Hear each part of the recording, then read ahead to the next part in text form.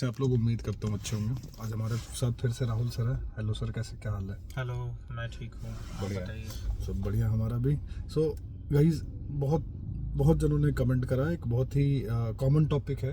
Topic ये है कि आप अगर फ्रेशर हो या फिर मान लो बीटेक की डिग्री नहीं है तो आपको फर्स्ट जॉब आपको कैसे मिलेगी। तो मैं और राहुल सर इस पर ही डिस्कशन करेंगे। अभी may be Rahul sir he mostly बताएंगे कि अगर कोई फ्रेशर है तो उनको कैसे जॉब्स के लिए अप्लाई करना चाहिए, कौन सी स्किल डेवलप करनी चाहिए और कैसे उन्हें फर्स्ट जॉब मिल सकती है। Maybe Rahul sir, next to you. पहले तो थैंक यू सभी लोगों को कि आप लोग सब्सक्राइब और हमारा चैनल और जो भी है आप लोगों का कमेंट आ रहा है, मैंने भी पढ़ा पर्सनली। मैंने तो ऐसे ही कोलैब करके जो है वीडियो डाल दिया था। आई डोंट थिंक मतलब कि हेल्प हो जाएगी। मैंने सब्सक्राइब के बारे में कुछ नहीं सोचा था, बट आप चैनल को सब्सक्राइब कर रहे हो उसके लिए बहुत थैंक यू। और इसी तरीके से आप चैनल को प्यार दिया करो। दूसरी बात ये है, जो हम लोग टॉपिक पे आते हैं वो ये है कि मैंने जो कमेंट में देखा, बीएससी, आईटी, बीसीए, बीए, ये सब बोल रहे थे कि हम लोग आईटी में कैसे एंटर करेंगे। देखो, दो तीन चीज़ें हैं आईटी में, आपको पता करना पड़ेगा जॉब कितने तरह की हैं। अगर आप आईटी में ही एंटर करना चाहते हो एंट्री लेवल पे, जिसमें आपको कोडिंग जॉब नहीं हो, तो दो तरह की जॉब है जो आईटी लेवल पे आप एंटर कर सकते हो। पहला जॉब है आपका जो आपका नेटवर्किंग होता है, जिसको मैं बिल्कुल नहीं बोलूँगा, जिसमें कोडिंग या कोई भी टेक्निकल स्किल्स नहीं चाहिए होता, बस उसमें वो कॉलिंग जॉब है। आपको क्लाइंट को जो है असिस्ट करना पड़ता है, आपको खुद कंपनी हायर करके, अच्छा थोड़ा सा इंग्लिश अच्छा होना चाहिए, कंपनी हायर करके ट्रेनिंग देती है 2-3 मंथ और उसके बाद वो दे देती है। आप उसके बाद HCL, विप्रो या TCS में वहाँ पे एज अ नेटवर्क इंजीनियर काम कर सकते हो। आपको थोड़ा मोड़ा नेटवर्क का नॉलेज होना चाहिए। अब वो आप यूट्यूब पे भी प्लेलिस्ट देखोगे तो आपको पता चल जाएगा वाईफाई कैसे काम कर रहा है। आप उसके थ्रू आप एंटर करो, फिर उसके बाद कंपनी के इंटरनल पॉलिसी के अनुसार से वो जो 18 महीना, किसी कंपनी में 12 महीने का है, किसी कंपनी में 2 साल का है, वहाँ करने के बाद कंपनी खुद आपको कोर्स करवाती है। चाहे आप सॉफ्टवेयर टेस्टर के लिए तैयारी करो, आप डेटा साइंस की तैयारी करो, चाहे आप सॉफ्टवेयर डेवलपमेंट के लिए तैयारी करो, लेकिन इन सभी चीज़ों को 2 साल उस प्रोजेक्ट पे तो झेलना पड़ेगा। वो आपको है, देखो कि 2 साल जॉब करते करते करते आप वो ना भूल जाओ कि आपका मेन गोल क्या है। तो पहला सबसे आसान तरीका है ये एंटर करने का। दूसरा है कि आप जो है, मतलब आपके पास डिग्री है, बीए है, बीटेक है। अब बीटेक वालों के लिए तो बहुत आसान हो जाता है, चाहे वो मैकेनिकल हो या इलेक्ट्रॉनिक हो। बीए वालों के लिए या बीसीए वालों के लिए फिर से मैं यही सजेस्ट करूंगा, एज ए नेटवर्क इंजीनियर जाओ। नहीं तो दूसरा चीज़ है कि अगर आपको जॉब पाना है तो अगर आपने अच्छा लैंग्वेज सीख लिया, ऑटोमेशन एटलीस्ट सीखो। सॉफ्टवेयर टेस्टिंग जॉब में बात कर रहा हूँ, डेवलपमेंट बात नहीं कर रहा हूँ। एटलीस्ट कोई प्रोग्रामिंग लैंग्वेज सीख लो, कोई कंसल्टेंसी के थ्रू जाओ। कंसल्टेंसी में आप बताओ कि मेरे पास ये स्किल है, और उसके बाद वो आपको थोड़ा हेल्प कर सकेंगे। मतलब आपको एंट्री लेवल पे एटलीस्ट एंट्री तो करवा देंगे। तीसरा तरीका ये है कि सॉरी सर, राहुल सर, हाँ, कि कंसल्टेंसी में उनको पे करना है या फिर फ्री वाले कंसल्टेंसी फ्री वाली होती है। यहाँ पे कभी मत फंसना, पे करने वाली बात में कभी मत फंसना, वो कभी नहीं दिलवाएंगे। ठीक है, वो बोलेंगे जॉब, और वो खुद आपको जो है ऐसा वो बिलिंग करवाएंगे खुद, जो आपके CTC में आपका 3 देंगे और वो 5 या 6 कमा रहे होंगे। तो कंसल्टेंसी ऐसा बिल्कुल मत ज्वाइन करना जहाँ पे वो फी करेंगे, बांध देंगे, आपका सर्टिफिकेट भी ले लेंगे।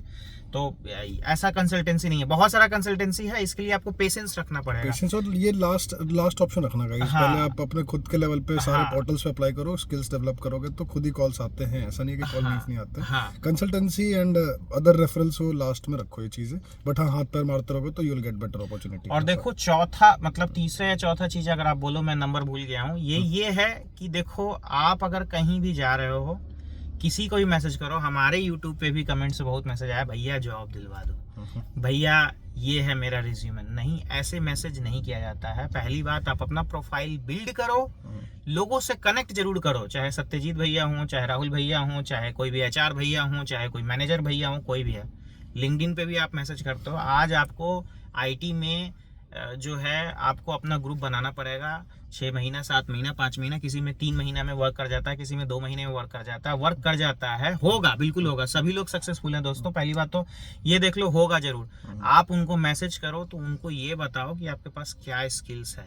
आप सॉफ्टवेयर टेस्टर में चाहते हो, ये प्रेजेंट स्किल्स है, और आप कैसे अपना प्रोफाइल बिल्ड करोगे। रेगुलर लिंक्डइन पे जाओगे, नौकरी पे जाओगे, जॉब जब सर्च करोगे टेस्टिंग में, तो वहाँ दिखाएगा कंपनी किस किस स्किल्स पे आपको हायर कर रही है।